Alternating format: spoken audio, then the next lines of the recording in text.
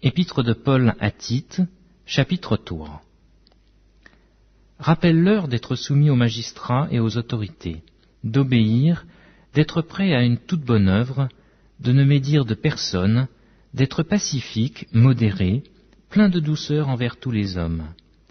Car nous aussi nous étions autrefois insensés, désobéissants, égarés, asservis à toute espèce de convoitise et de volupté, vivant dans la méchanceté et dans l'envie, dignes d'être haïs et nous haïssant les uns les autres.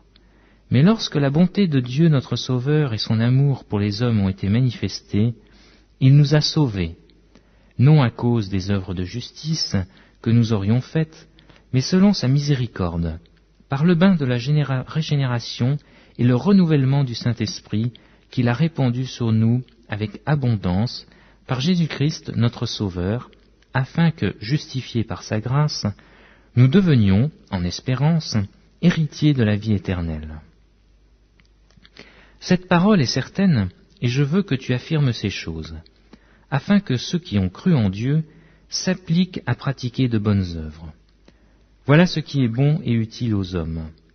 Mais évite les discussions folles, les généalogies, les querelles, les disputes relatives à la loi, car elles sont inutiles et vaines.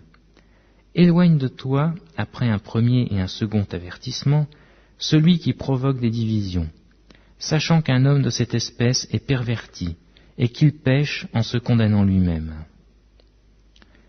Lorsque je t'enverrai Artémas ou Tychique, hâte-toi de venir me rejoindre à Nicopolis, car c'est là que j'ai résolu de passer l'hiver.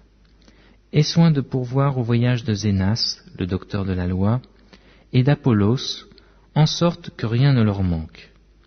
Il faut que les nôtres aussi apprennent à pratiquer de bonnes œuvres, pour subvenir aux besoins pressants, afin qu'ils ne soient pas sans produire des fruits. Tous ceux qui sont avec moi te saluent. Salue ceux qui nous aiment dans la foi.